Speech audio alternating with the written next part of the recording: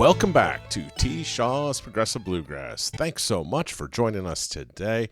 We've got a really great conversation in store. I sit down with Michael Prewitt, Crunchgrass Supreme, also formerly with Special Consensus. I hope you enjoy it as much as I enjoyed recording it. Michael, thank you so much for joining us today. How you doing? Doing good. Thank you. Thanks for having me, and thanks for giving me an opportunity for a take two.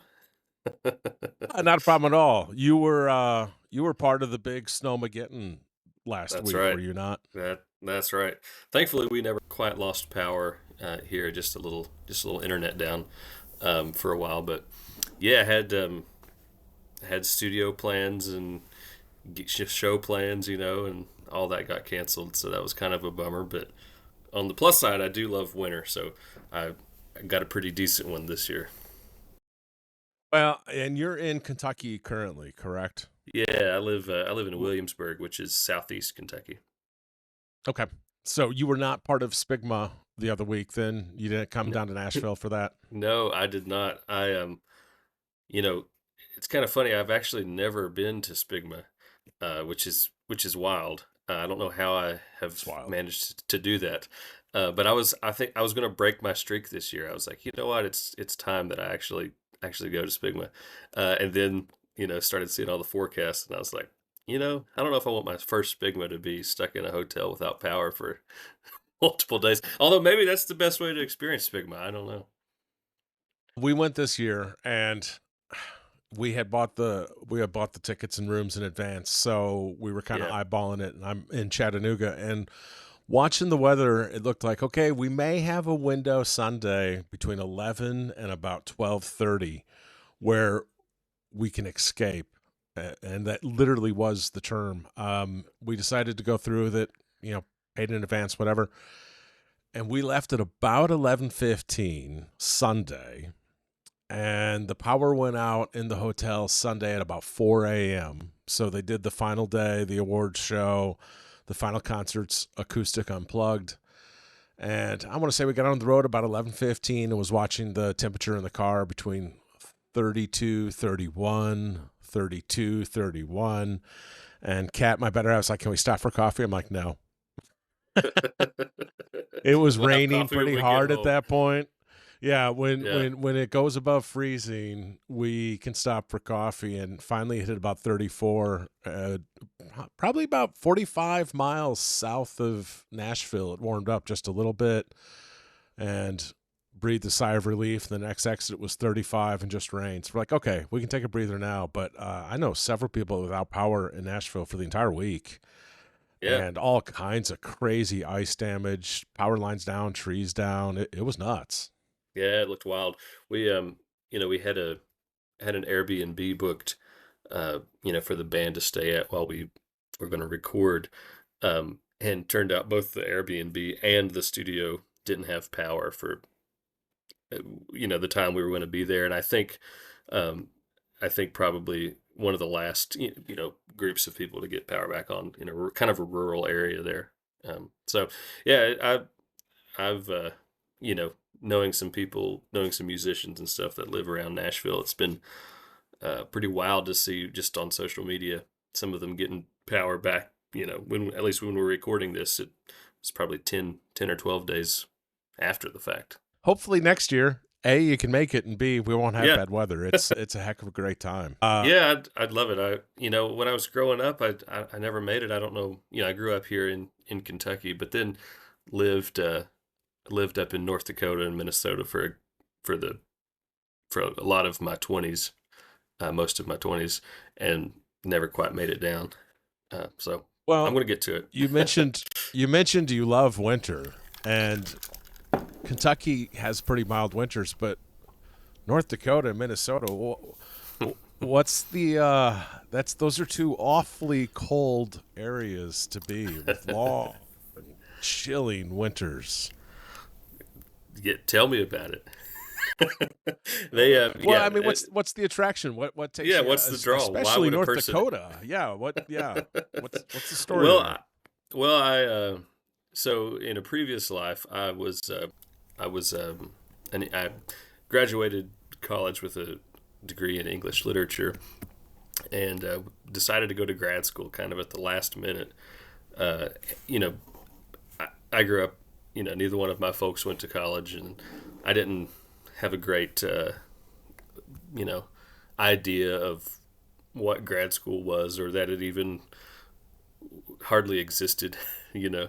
And so, sort of late in the game, during my, I guess during my last or maybe penultimate senior semester, one of my professors was like, "Have you ever thought about grad school?"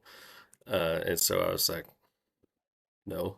But then, I didn't have anything else I was planning on doing. Just was kind of at that at that final part of college, where a lot of people that at least don't have their plans all totally set find that they have zero plans, and what am I supposed to do now? And so I took the tests, that the different admissions tests and things, and this is a very long-winded answer, but they send your scores all over the place, and so you start getting these random offers from schools just all over the country. And the University of North Dakota was one that sent me a an invite, and I was like, "Oh wow, North Dakota, that seems exotic," you know.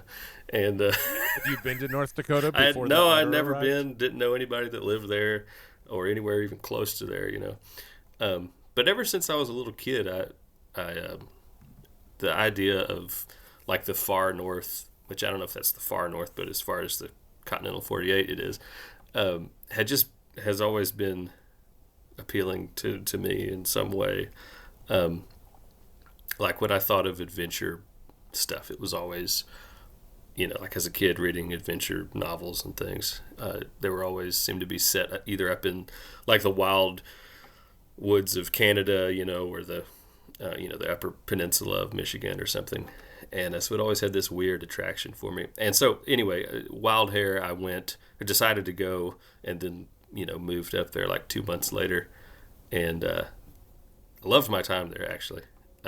It as long as you don't need much to do, and you like being stuck inside or freezing outside 6 months out of the year, it's a great place. I think you're being But generous.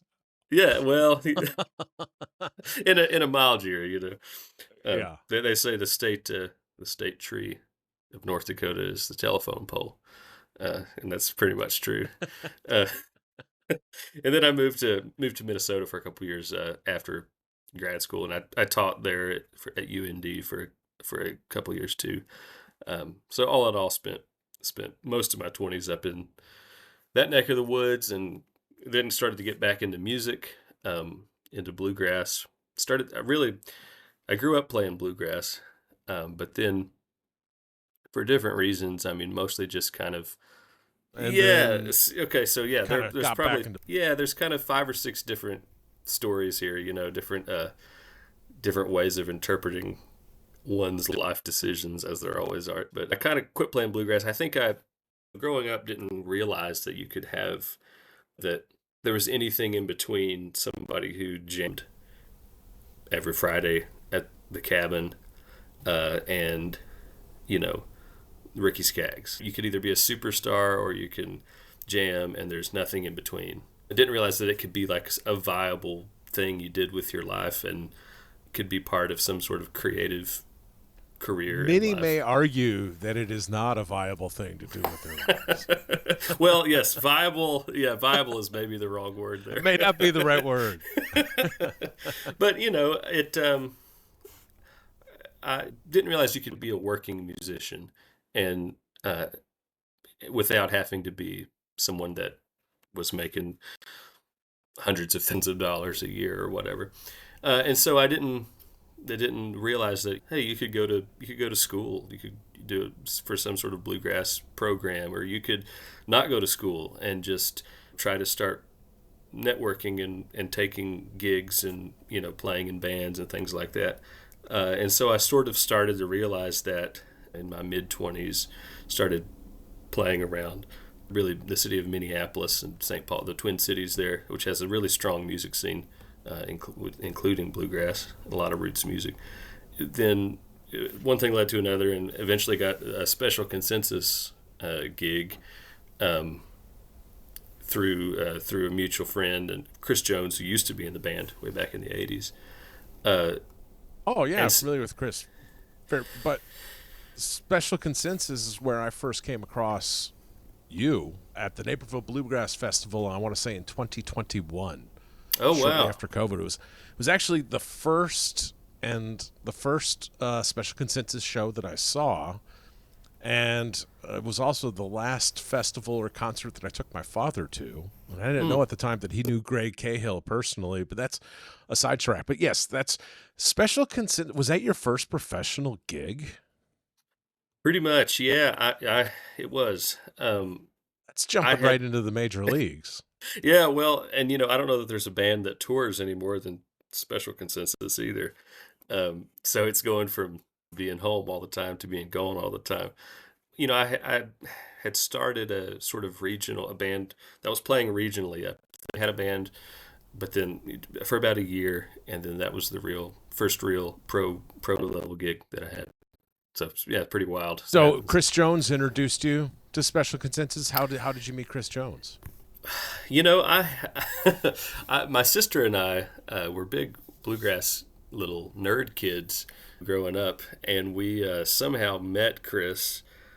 We used to call in to the Sirius XM to his radio show and email and stuff, and somehow met him at Oh, head IBMA. caller, you're on the air, huh?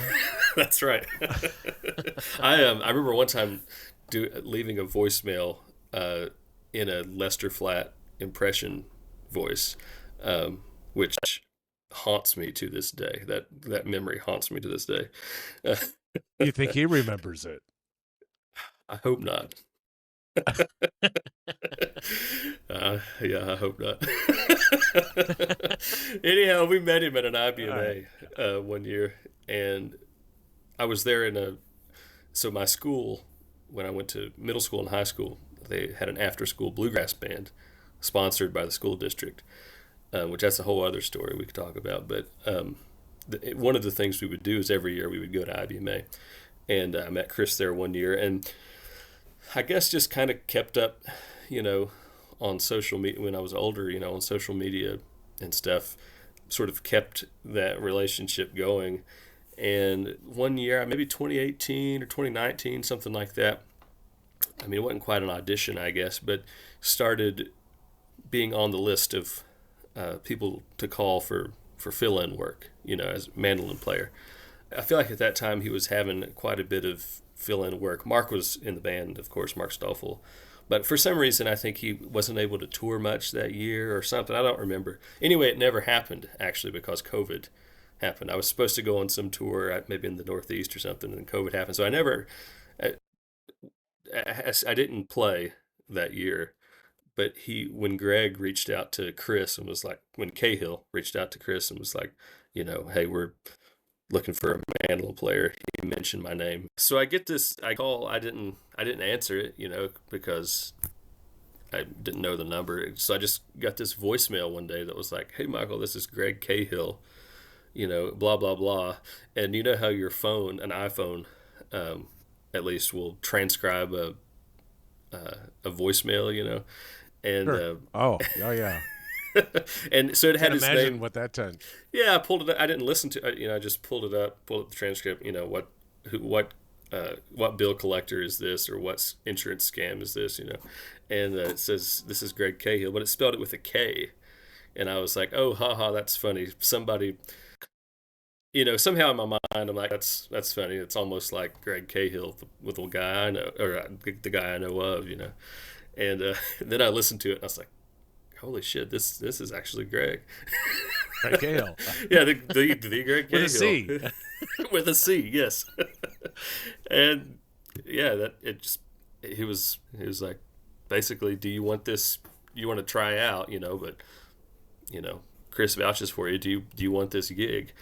And I had been working as a mail clerk for that year post COVID, and just playing a ton of gigs during the week, just like not my ideal, not what I'm suited for. Just being super busy all the time and trying to work a full time John job with Prine it. was a postal worker before he He went was, pro. yeah, yeah. I don't So know. There's something, that's a pretty good pedigree. Maybe something that's the about, way. yeah, yeah. You gotta sort enough mail to be able to be a songwriter or something. But anyway, I was like, it didn't take me 2 seconds to be like, yes, I'd love this gig. That's great. Yeah. And then Sort just kind of, mail or be a professional musician. yeah, tough choice, but I guess I'm Well, going to go with the sorting manual mail one. probably had benefits. It did, yeah, it did. Yeah. Yeah. Not that Yeah. many though. Some sacrifices have to be made, right? That's right. That's Well, right. so when I Less saw less you paper at cuts.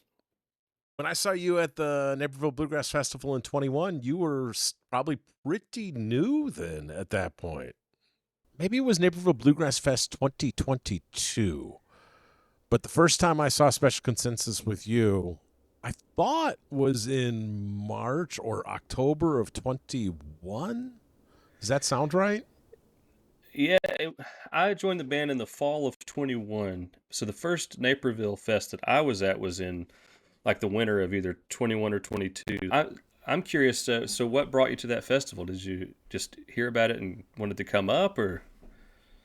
Well, what initially got my attention, I discovered Circus Number 9 and Mm, was just really blown away by them specifically. But my father was huge into popular folk music, Kingston Trio, Peter, Paul, and Mary. yeah.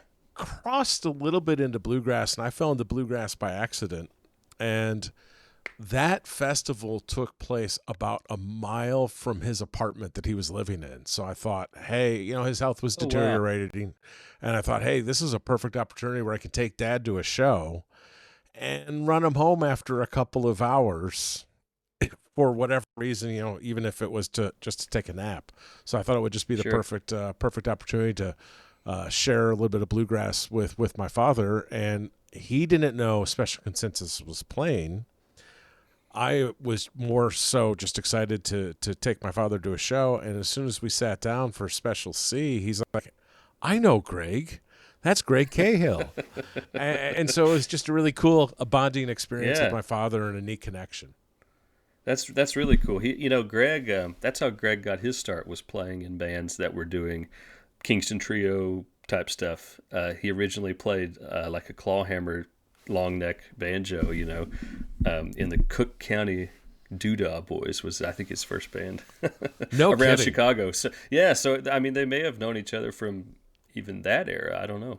It's entirely possible. And if he was still with me today, I would ask. But I know they had some history and went way back. So that was a really cool connection. That's And I that's just a cool memory to have. Yeah. just Googled, it was March 26, 2022. I think the Okay. 2021 had been canceled, and the 2022 was the makeup due to COVID, but it was actually purchased for the 21 festival. That's why I was getting the dates mixed up. Okay. Cool. Cool. I liked that festival. It was always cool to go up to Chicago, during the winter, basically late winter, and have an indoor fest. And take a quick pause for a brief message from our sponsor. One, two. It's a big purchase, it's a big deal. Trevor Shaw knows exactly how you feel for refinance or a new home. Trevor Shaw will help you get your loan. Trevor Shaw will help you get your loan. Hello, I'm Trevor Shaw. I'm not just a bluegrass aficionado. I'm a bluegrass aficionado that's a mortgage loan officer at Chat Mortgage in Chattanooga, Tennessee. I'd be honored for the opportunity to help you get your residential mortgage loan or refinance anywhere in Tennessee and Georgia. From veterans using their hard-earned benefits to first-time home buyers needing down payment assistance to retirees finally getting the home they've always dreamed of. Call or text me today at 864-50-TSHAW. That's 864-50-TSHAW. It's a big purchase, it's a big deal. Trevor Shaw knows exactly how you feel for refinance or a new home. Trevor Shaw will help you get your loan. Trevor Shaw will help you get your loan. Chat Mortgage is powered by Almeida Mortgage Corporation, NMLS number 271603. Chat Mortgage is located at 6205 Lee Highway, Suite 301, Chattanooga, Tennessee, 37421. Phone number 423-591-9801. Trevor Shaw, NMLS number 929381. But I know Greg definitely was into some of that, Kingston Trio type stuff that you said your dad was into back in the early 70s before he got into bluegrass. He has an interesting kind of trajectory himself.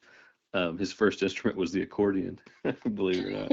So it's like, what I've mastered the accordion as a child. What other really loud, annoying instrument can I pick up? Let's Oh, do the banjo. I know, banjo. that's what I'll do. Yeah. But anyway, yeah, he has that background too. That's wild. Small world. Music makes the world much smaller too. So It does, yeah, and particularly seems like with bluegrass, it's like, you go to one festival and you go to the next festival that you had never been to, and it turns out half of the people that you saw at the last festival are also at this one, and it's just a cool scene. it's a lot of fun. Connected. Yep. Basically, your first professional gig was Special Consensus. And you obviously have a really good sense of humor, because on your website, you had mentioned you used to play with Special Consensus, who has been nominated for multiple Grammys, none of which I was involved with the band during this time. I don't know what to say there. I guess it was me. No, no, just kidding. That's really cool. I mean, it's a niche music, sure, but it's still really cool to be able to say, yeah, I did play in a band that was nominated for a couple of Grammys at some other point. It's a resume builder. It does help to just have the word Grammy somewhere on your one sheet booking pitch, even if I knew somebody who was a janitor at the 2017 Grammys, just having that big all caps Grammy in there. Just hopefully they just see that and like, okay, cool. Yeah, close enough, right? Close enough.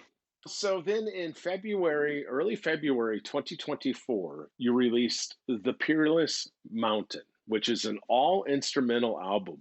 Were you still involved with Special Consensus at this point, or was that your first project after leaving Special Consensus, or what's the correlation timeframe-wise with those two? Yeah, no, actually, that I recorded that album. I think I released it in February or March of 24. I think I recorded it maybe in like January of 23 or pretty early in 23. So I was definitely still in Special Consensus, and it just took a while to get out. We can talk a little more about that too, maybe here in a second. But the idea for the record was kind of threefold, I guess. I think on a plane ride going somewhere with Special C, I was listening to the Kentucky Colonels, a couple of Kentucky Colonels live records. One of which was them like in California somewhere. I think they're sort of that big live record they had out on Folkways or wherever. And then the other one was the Kentucky Colonels live in Europe or live in Holland or whatever it's called. And that was taken from a few different shows, some of which had Alan Monday on the banjo, and some of which I think had Herb Peterson on the banjo. And anyhow, especially the Live in Europe record, or Live in Holland, I can't remember which one it is. It's like not the best sound quality at all. There's some times when the mic just like buzzes, like there's like a buzz in the cable or something, and it's not picking everybody up at all times. And it's even like this podcast. I think Clarence White was playing through a Chromebook on the No, but it wasn't perfect, and even the playing wasn't perfect, and the singing, it was all super rough around the edges. And I thought, here I am, 50 years later, listening to it on an airplane and loving it, and like, this is awesome, and this is exactly what I needed to be hearing at this moment, and it's inspiring, and it's beautiful. And so I had been kind of thinking about doing some kind of record just to make one. It had been a couple years since I was involved in probably 3 or 4 years since I was involved in a record of sort of my own. Doesn't have to sound like it was recorded, in the best on Music Row or something to be worth listening to. And so that was one kind of peg, and then of the stool. And then the second was I had been listening to a lot of sort of jazz trio type stuff with pretty sparse, not a lot going on. So there was a lot of sonic room, and I thought, man, it would be cool to make a kind of bluegrassy, old timey trio record with no guitar, to kind of free up a lot of that mid range sonic space to just have the other instruments So it have was a lot of. banjo, bass, and mandolin, correct? Those are the Correct. Yeah. three? Okay. Yep. Banjo, bass, mandolin, and my bandmate and Special C at the time, Dan Eubanks, was on it, and then my old buddy going back to when we were growing up, we went to high school together, Brady Wallen on the banjo. And so I was like, man, that'd be cool to just have a trio record where each person would get the chance to really stretch out and take sort of extended solos and improv around, take the tune in all kinds of different ways. And then sort of the third link was I had been for the past few years getting more into the old time side of things, and just picked up some different tunes I liked from everything from some Métis fiddle tunes from up in Canada to old time Kentucky tunes and a couple Bill Monroe numbers and some Midwest fiddle tunes. Anyway, and all that came together and we cut a live record, all that in one day in a studio with sort of minimal microphones and next to no rehearsal or arrangements to sort of let it kind of go where it wanted to. And I was super happy with the way it turned out. It didn't get played on any radio, and I didn't expect it to or want it to, but it's a cool, just like sort of a musician's record, maybe to some extent. Well, if you didn't get airplay, you also go on your website to say, this did a whole lot better than I thought it would. Yeah, Does if that you mean set you your like expectations really low, you sold one more copy than you have family members? Or how do you measure that success? Yeah, well, it is an interesting thing nowadays. There's really so many metrics for measuring musical success, and some of them probably more valuable than others. So you can almost get too caught up, I think, in numbers nowadays. But as far as actually answering that, still, even after my next record came out, which was an actual sort of vocal, original, kind of a more album, the track Tombstone Junction off of my instrumental record that we're talking about is by far the most streamed song of mine. It's close to like 50,000 streams or something. Really weird. It's like, why? That's cool, I guess, but why are you all listening to this so much? It's just three guys jamming on this song, this tune. Well, if 50,000 streams, if you didn't actively promote it, is actually very impressive. Yeah, it's weird, the kind of stuff that sometimes people will respond to. I don't know. We had fun, and I guess the fun shows through. That's fantastic. And then is that what motivated you to release the Something He Can Handle album later in fall of Well, 2024? Really what happened was I met this guy whose name's Justin Stickler. I met him at a Special C show in Arkansas. He's from Alabama, but he was up in Arkansas he's an archaeologist, and he was up there for an archaeology conference and is also a big major bluegrass fan. And it was like, hey, I think I'm going to go to this bluegrass festival. It's like a 3-hour drive from where I'm staying, but it's worth it because it's bluegrass. Sure. And so I met him at the show, and then a few months later, I think he asked if I would want to come down to Alabama and help to play on this record that he was making of him and some of his friends, some of their original songs. They had a band. And so I did, and just really hit it off and liked hanging out down there, and was like, do you just self-release, And he was like, well, technically I have this small label that's just DIY. I just put me and my friends' music on it. So over the next few months, I was like, man, I'm really struggling to finish this Peerless Mountain Sessions record that I have. I was self-mixing and self-funding everything, and I was like, would you have any interest at all in kind of branching out with your label and trying to work together and put my record on it? And he was all for it, and it did, like I said, it did way better than we were expecting, just in terms of like, oh, actually getting put on playlists and people hearing it and buying it and that sort of thing. And so then I was like, well, this gives me a lot of confidence to sort of take another step and do a bigger production, an album with original vocal songs on it, and actually, pay a full band's worth of musicians to come into the studio and make it. And so we did that, and so it looks like I made 2 records really back to back, but there were about 2 years separating them.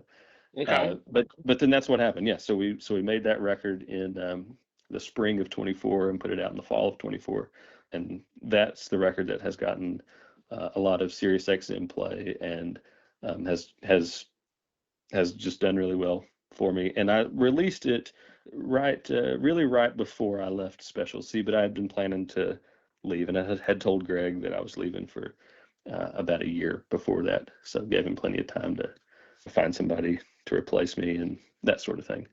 Okay. So it all sort of worked perfectly together to move towards a solo career. And was this before Crunch Wrap? Crunch Wrap Supreme? Yeah, or Crunchgrass Supreme. Yes, sorry. That's okay. Your Taco Bell head threw me off a little there. Yeah, that's the thing about a bit, is you got to commit to it once you do it. I kind of, I guess I wanted to get off the road a little for a while. I also teach English here at the university in town where I live, and I teach online, so it frees me up to be able to be on the road. But my partner and I moved from around Nashville back to Kentucky here, and I had been on the road for 3 years with Special C. Had loved it, but also I have diabetes. I'm a type 1 diabetic, and just like I kind of want to get my health under a little more control, and I think I need a little break and a reset.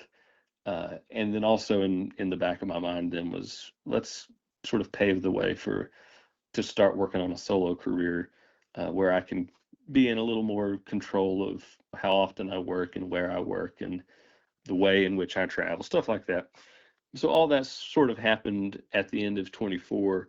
Was home for a while with 6 months without playing a single show or something, and but put out a record, and that was getting played.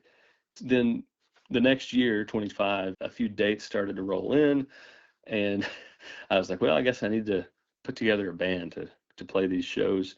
And a couple of years before that, I had played a show in Nashville on Broadway. There was this Bluegrass bar on Broadway. Man, and I can't think of the name of it, but they had Bluegrass fairly regularly. It wasn't one of the big ones, but they would book a Bluegrass band, and it's just I had local no people. idea there was a Bluegrass on Broadway. Well, I don't think it's there anymore. It didn't last. People, a bunch of bachelorettes would come in and make it through, about half of Screenplay Rocky Top. Yeah, and then they're like, well, okay, this ain't actually where the action is. But so it would just be local people, like on a Thursday night or something. You'd get a call every once in a while. Hey, can you play? So and so is going to be out of town or whatever. So you just play stuff as a grab bag of musicians. And I was playing there one day, and afterwards was walking back to the car, and there's a Taco Bell on Broadway, and I was with a couple. I think it was maybe Luke Mundy and who was it? Maybe I can't remember who the musicians were, but we were walking back to the car, and I passed the Taco Bell, and I'd had a few to drink at this point, so I was like, man, my life's goal, I think, is just going to be to play the Taco Bell on Broadway, because they have a stage there. They have a stage and a full drum kit and everything. No way. And I was like, man, I don't give a shit about the Grand Ole Opry. If I can just play the Taco Bell on Broadway, that's gonna be it. That's gonna be it for me. And I was like, I'd have to have a band though. I'd have to have a good band name, and I just came right out with I'd have to call it like Crunchgrass Supreme or something. And I was like, whoa, hold up, boys. Don't steal that name. Don't steal that name. And they were like, yeah, we're good. We're not going to steal that name. And but anyway, when I never could think of anything better. So when I put the band together, I just called it that. And here we are. Well, true confession. When I was working last season's podcast and I was doing the band overview of all the Ramble and Showcase bands, and I had not heard of Crunchgrass at that point. And immediately when I saw the name, I'm like, I've got to check these guys out. With a band like Crunchgrass Supreme, with a name like that, they're probably something special. Well, I have been saying that it's not maybe the best thing in the world, but at 2 a.m. sometimes it's as good as you can get, you know. If you've been sitting at a Taco Bell drive-through waiting on a Crunchwrap Supreme, that's like the same feeling of waiting for our band to take the stage, pretty much. It's incredibly ironic you say that, because you played at IBMA this last fall. You probably had 4 or 5 sets, and maybe not, but you had a lot. And the first night, it was during the Billy Strings Brian Sutton show. And I specifically decided I'm missing too much bluegrass. I need to sell those tickets. I was lucky enough to have tickets to the Sutton Strings show. But I wanted to see you play. And there was a couple other bands I wanted to see play too. But the tickets weren't transferable. And I sold them to somebody, the first person I talked to at IBMA. Hey, do you want to see the Sutton Strings show? They're like, yeah, great. He Venmos me the money. And then I realized after he already gave me the money, he's jumping up and down, all excited. The tickets weren't transferable. I had to scan him in. So I intentionally sold those tickets so I wouldn't miss Bluegrass. And I still had to go stand in line for an hour to scan them in and miss Bluegrass. And so I missed your entire first set. And there's more to this story. And then the first time I did see you play, later that weekend or week, you were playing at like a 1 a.m. showcase set. And somebody that knew you delivered a whole bunch of Taco Bell Crunchgrass, or not Crunchgrass. That's right. But that's Crunch Wrap Supremes to eat on stage. I think that was the first time I was actually watching you play. That's so funny. Yeah, what an introduction. That's about right on par. I think actually, if I remember right, that was the Colorado Bluegrass room or something. And I think it was like a 2:30 a.m. It was late. It was late. It was the only thing happening in the hotel other than jams, you know. It was like the only thing, and there was maybe by the end maybe 10 people there or something. But yeah, I ate a crunch wrap during a song, I think.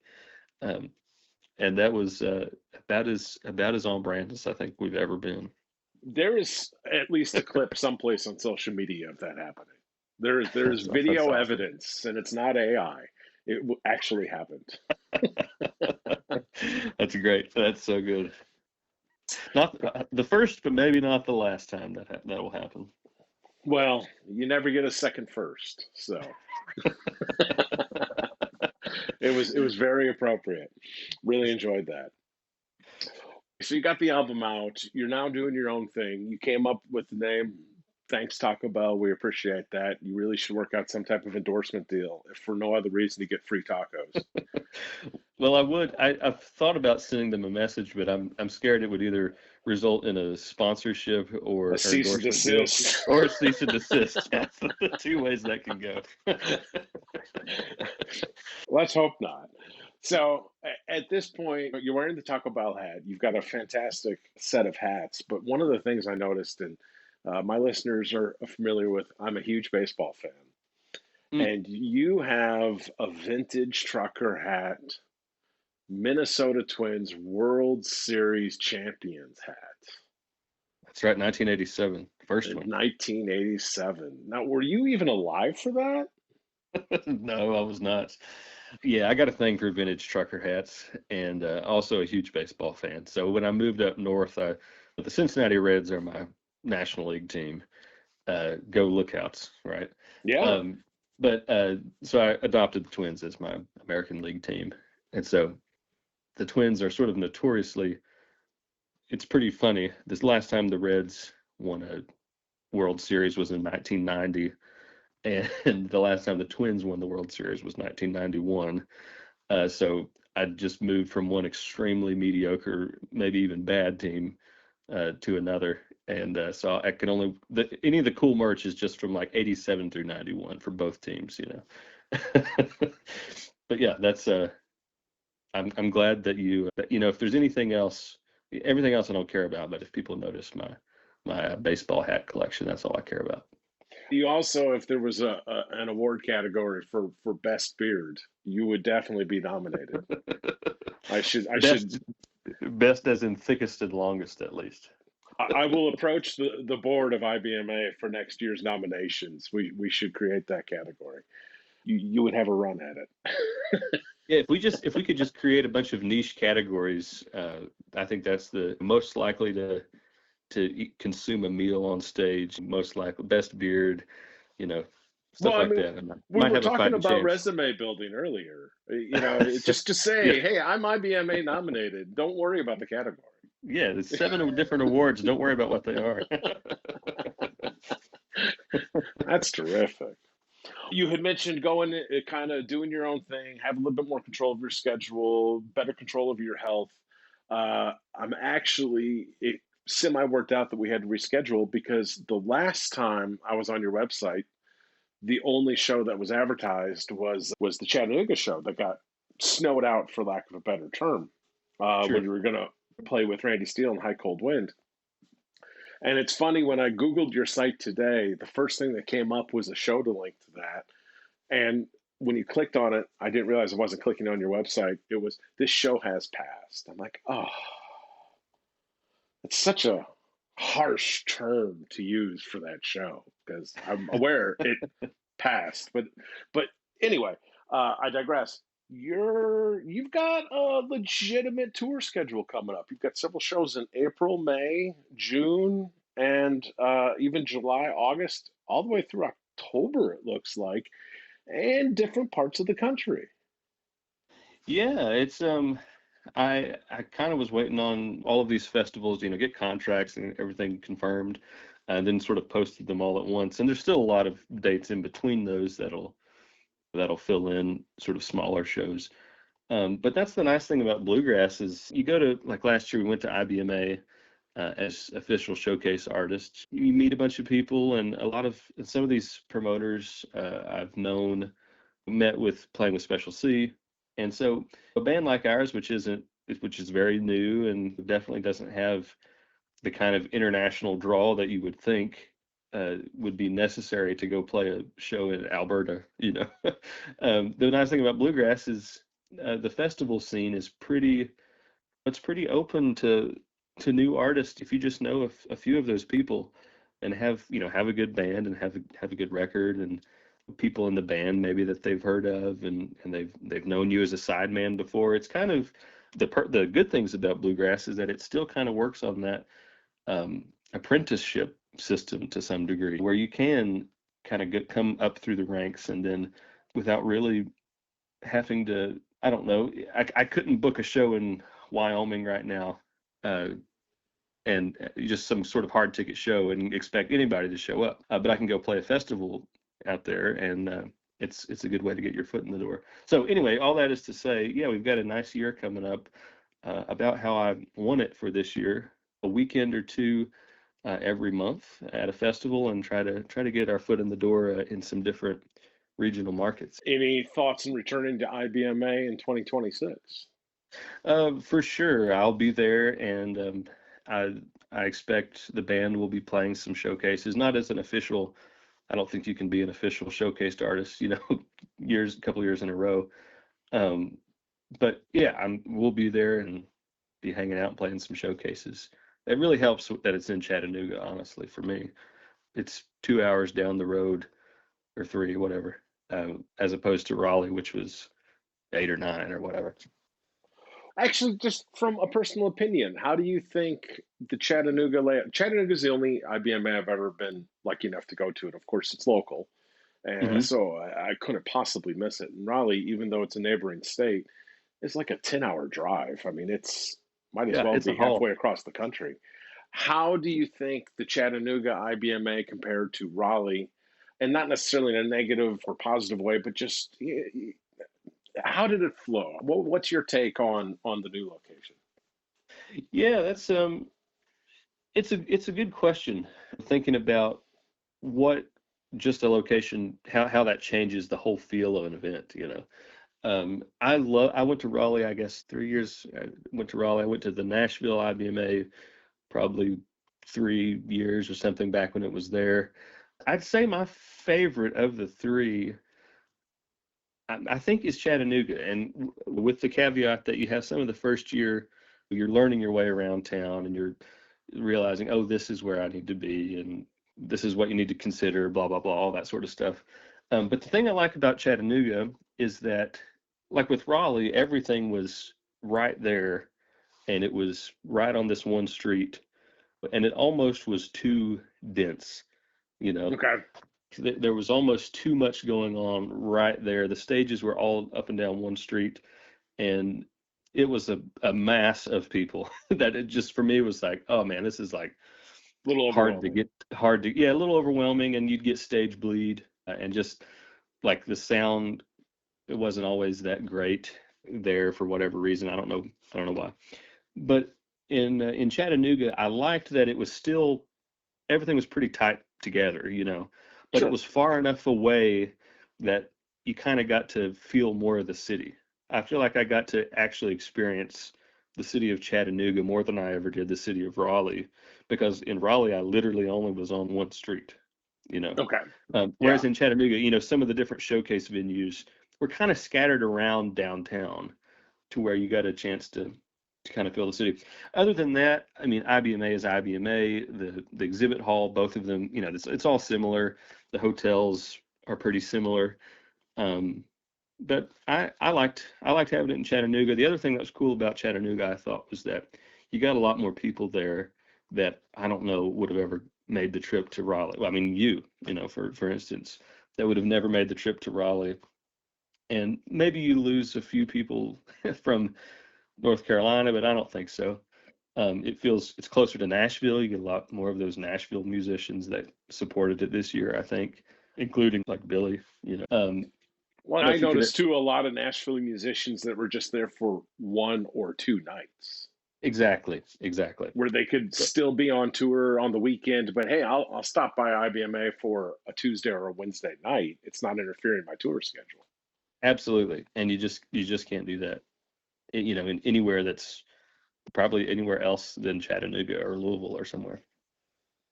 I probably would have eventually made it to Raleigh regardless. It just happened to, there was no excuses once it was in Chattanooga, for sure. No, if it's in your backyard, you gotta go. You gotta go. And I was not into bluegrass during the Nashville era or even Owensboro era.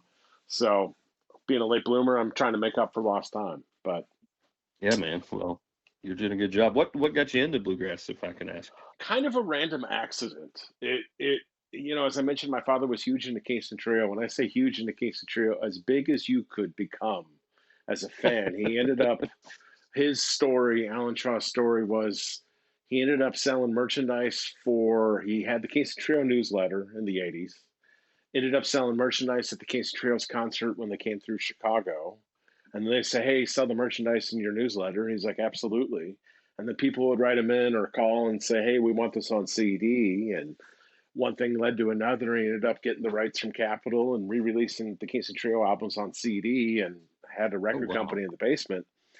And all this is to say, ironically, I grew up kind of hating acoustic music. Yeah.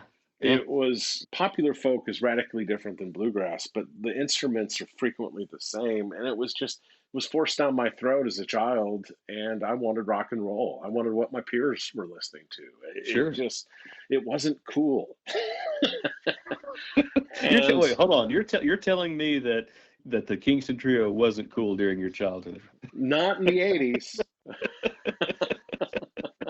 Man, I really thought the 80s were sort of peak Kingston Trio folk band era. But Well, it was in my house.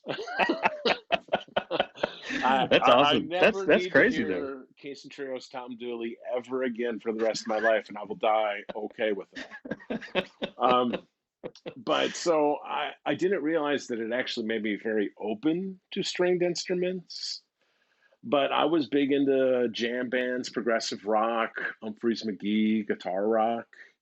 Mhm. And in '07, actually it was '08, I first was introduced to MP3s and digital music and iTunes and all that fun stuff, and started trading music with friends, and was introduced Mhm. to Yonder Mountain String Band Cool. through that. And of course, it was what really grabbed me was not Yonder's original material, but covers of Pink Floyd or Rolling Stones or whatever, but with bluegrass instruments. And it made me realize that, oh my gosh, I really, really, really enjoy this sound. Yeah. And it sucked me in like a black hole, and I've never gotten out. I still enjoy other music, but I don't have time to listen to it. It's all bluegrass all the time.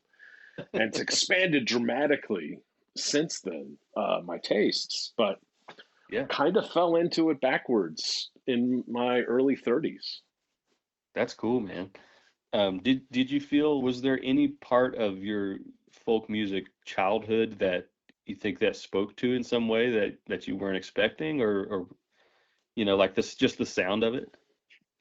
It definitely made me a fan by default of Martin guitars. Sure. My father had a Martin. I've inherited his Martin. He was the original owner of a D35, a 74 D35, because Oh, that's what the mine's Kingston a Trio played. 73.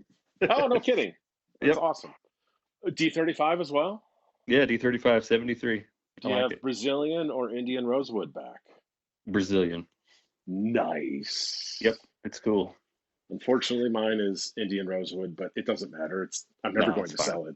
Yeah, I could brag it's one of the first. Yes, that is so true. I don't know if that makes it worth anything more, but whatever. So yeah, I became a Martin guitar fan probably by default because my father had a Martin, Case Trio had a Martin, but outside of the fact maybe it allowed me to be open to string instruments and the sound of Mhm. string music. I Yeah, really think it was an accident. I think that happens. There's a lot of people that I've known that have gotten into bluegrass as an adult, but that it's not always this way, of course. But I feel like a lot of times there's some kind of exposure to like acoustic music, at least as a child, that makes it like, yeah, like you said, it kind of like paves the way. Even if they hated that music or didn't like it or grew out of it or whatever. I think there's some kind of, I don't know how to say this without getting too deep in my own The hogwash, but DNA was laid out for me. the DNA's there. Yeah, it's almost like some kind of safe way to, I think, interact with who you were not you necessarily, but someone who they were as a child. Sometimes it's a safe music, even though it can also be like super rebellious, and which is what first drew me to it. And it's like super high charged and really rowdy. But there's another part of it that's like very community based and comforting to me. I think is what draws people to the music a lot of times, is that mix. It definitely could have been. I mean, this is T. Shaw's Progressive Bluegrass. I was very, very progressive focused for the first 10 years of my fandom. And really Yeah. just probably since COVID, I've become very open to more traditional. And had I started this podcast or started my YouTube channel or whatever else in recent history, I don't know if I would have gone with progressive bluegrass as the title. Yeah. But I appreciate both perspectives much, much more. But traditional has become a much more recent love and following and pursuit. That's interesting because my journey was the opposite. Like growing up as a kid, my dad was a big bluegrass fan, and so was raised with cassette tapes of J.D. Crowe and Flatt and Scruggs and uh, on down the line. And then when I was a teenager, I discovered through online places, torrent sites and stuff, like the Grateful Dead, and eventually, like Hartford and stuff like that. And so I came at it exactly the opposite way, which was from traditional bluegrass to progressive experimental stuff. And then I guess when I was sort of in my mid-20s, discovered old time, and then got really into that. And it is sort of weird how you can always think you kind of like the same thing, but there's these different little subgenres that you feel more drawn to at different times, maybe, or just you realize there's like a world there that you haven't explored yet. And bluegrass especially leads to that. I mean, for the first 5 or 10 years, I was a Yonder Mountain String Band fan. I was thinking it was original material that I was in love with, and it was all John Hartford covers. And I had Yeah. no idea. And, and no expectations. I thought it was a John Hartford cover, and it was actually Rolling Stones. Like, what? I thought this was a Yonder original. Are you kidding me? It definitely opens up a lot of wormholes, a lot of discovery, a lot of rabbit holes to go down. That's for certain.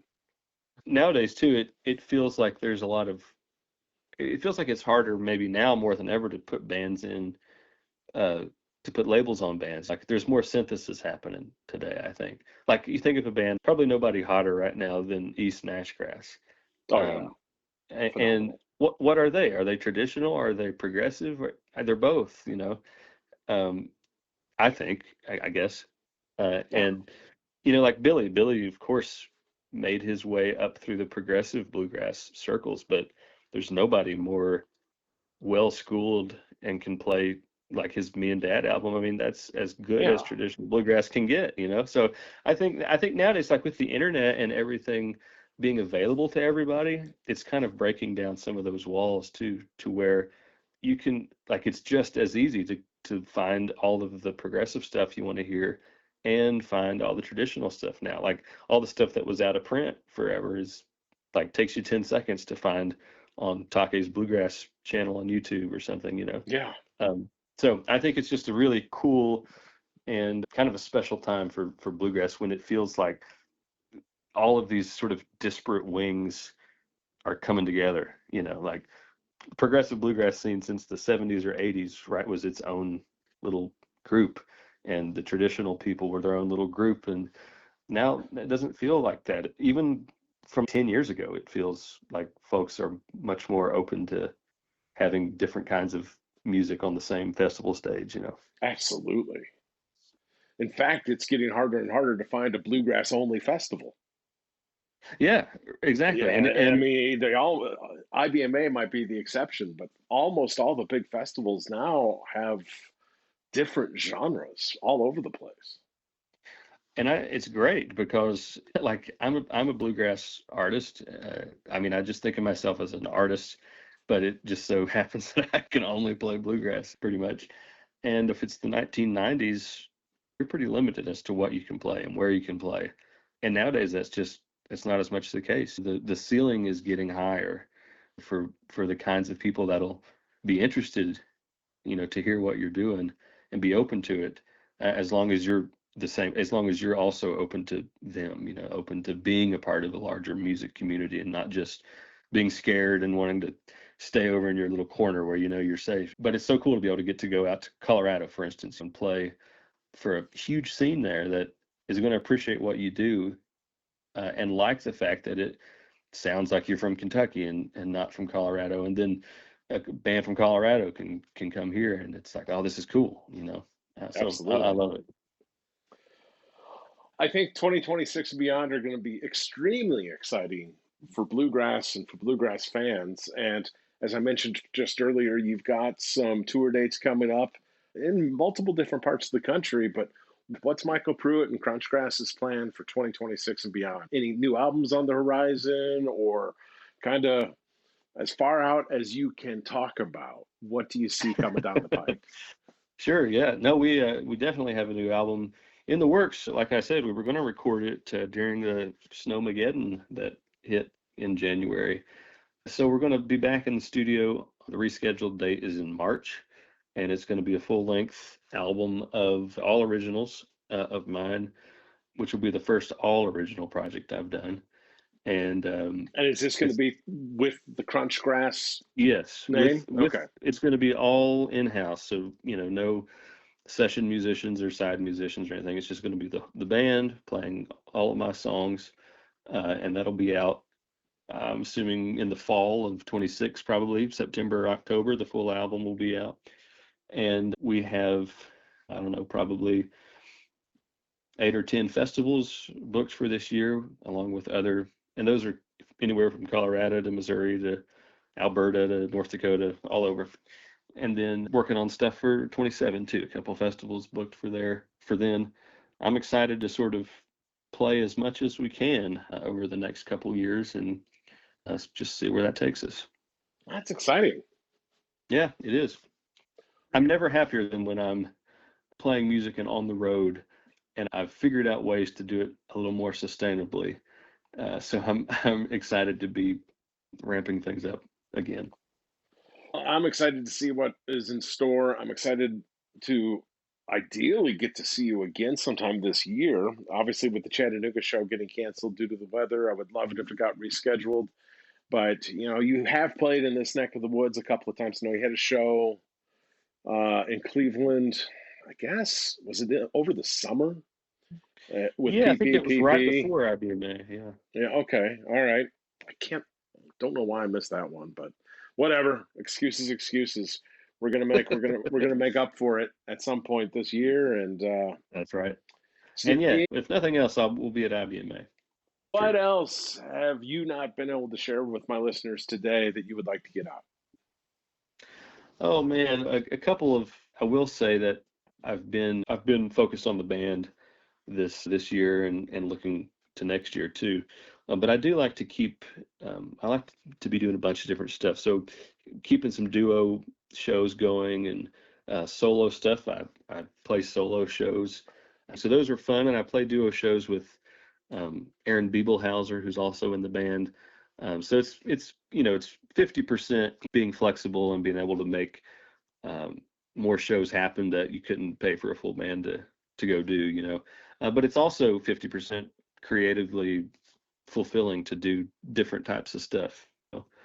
Keep it fresh. So, yeah, exactly. I don't like to, it's just opposite to every part of my being to go out and play the same set 5 nights in a row. I like to, a lot of the times we don't have a set list, and we will play the same song 2 very different ways as well.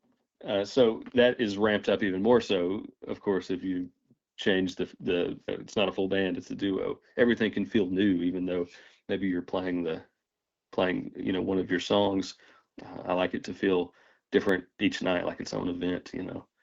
So I'm excited about keeping that going too, and solo stuff, and actually doing a solo tour in England this year too. Spending about 3 weeks in England in August and September, which will be fun, and then teaching a camp as well. So I like to keep it varied, and so folks that, just because I don't have a full band show in the area, a lot of times I like to do smaller shows, house concerts and stuff. So you can watch for those to pop up on the website, which is, if you don't mind, I'll just plug the website. Please do. MichaelPrewitt.net is where you can find those, and you can also, of course, follow me on Instagram. And I'll also have that linked in the liner notes for my listeners to find easily as well. I think I'm going to include, I've got a video going back to the Nipperville Bluegrass Fest. If you guys do an EMD, the whole cluster pluck in the lobby of the hotel, I'll put that up there too. It was a pretty stellar video, if I do say so myself. Yeah, we'll get that out there. Yeah, I'd actually like to see that. It feels like eons ago now. It was 4 years ago. It I know, kind of was. Crazy. That wasn't ways back, but it was so much fun and such a life-changing moment to spend that with my father and everything else. But I digress. Yeah, that's awesome. So awesome. you got Europe coming up, you got your tours coming up, you're working on a new album. It sounds like you're clicking on all cylinders. Hopefully, we're gonna cross paths at IBMA next year. One last thing, what's on your playlist right now? What's kind of the hot? What's got your earworm going at the moment? Yeah, well, I collect physical media. I like physical media. I stream too, some, to discover new stuff, but I collect vinyl records as well as CDs and cassette tapes. And a new vinyl record, not a new one, but an old vinyl record that I've been listening to a lot recently. It's not Bluegrass, but it's Buddy Emmons' record called Steel Guitar. And it was on the Flying Fish label, which was out of Chicago. Bruce Kaplan ran it. Early 70s to the mid to late 80s, somewhere in there.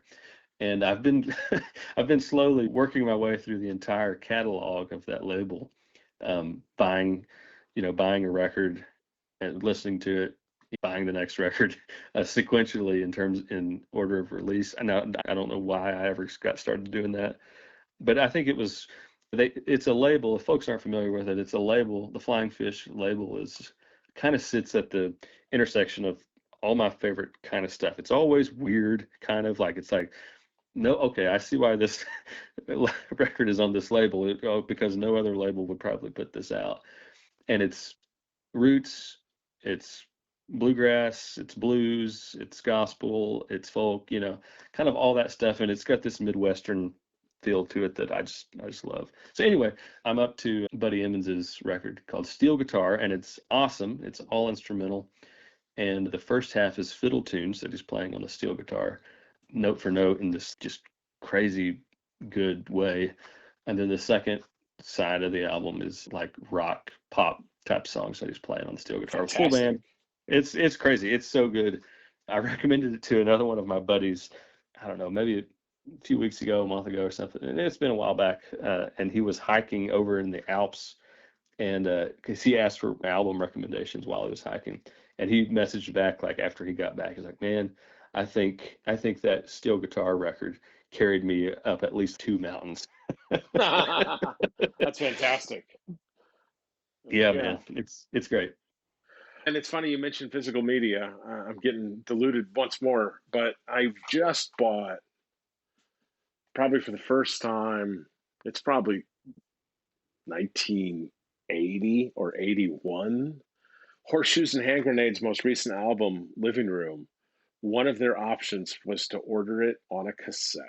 And I bought a cassette. I have it in my hand right now. I'm sorry that we don't have video on this to prove it. And I'm not entirely sure how I'm going to play it. Man, you got to get there's cheap cassette play. You can get a nice cassette player out there for not that much. Well, I've got my bookshelf stereo from college that still has a cassette player in my basement that will play a cassette. And I didn't realize until very recently, I drive a Prius that came with a cassette player.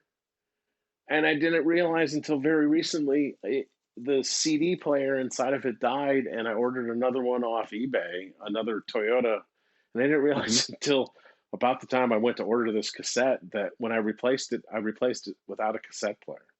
Oh, man. So I thought I had a cassette player in my car, and I did for years. Well, So you can get a little cassette player that will connect Bluetooth with your car. there we go. That's the way to do it.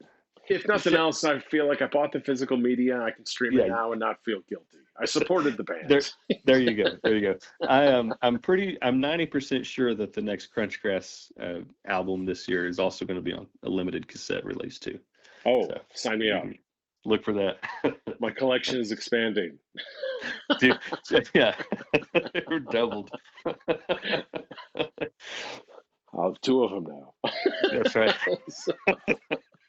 When you get tired of one now, you can replace it with the other one. There we go. That's right. Just flip it over. Yep. So, well, Michael, I really appreciate you spending some time with me and for my listeners today. It's been a pleasure to have you on. I would love to have you back again in the future. Thanks again for being here today. Well, thanks for having me, Trevor. It was a pleasure talking to you. We'll do it again. All right. That was a good time, huh? Thanks again for tuning in to T. Shaw's Progressive Bluegrass. Hope you enjoyed the recording or conversation with Michael Prewitt. Michael Prewitt and Crunchgrass Supreme. Make sure to get out there and buy some tickets, both for his solo, duo, and of course Crunchgrass shows. One of the best names in bluegrass. And now you know why and where it came from. So thanks again for tuning in. Come back next week, next Wednesday. I'm going to have another really exciting episode. Not entirely sure which one's going to be quite yet. We're going to get some editing done in the next couple of days and get it ready to go. But at this point, please stick around for a brief message from our sponsor. And of course, that sponsor is me. I'm at Chat Mortgage in Chattanooga, Tennessee. I'm a licensed mortgage loan officer in Tennessee, Georgia, and Colorado. I am very open to expanding. If you live in a state and like to work with me, let me know. We'll see about getting licensed in that state as well. But I'd be honored to help out my listeners in getting into their first home, their last home, their dream home. We've got programs for everybody. NMLS number 929381. Thanks again, and catch you next week.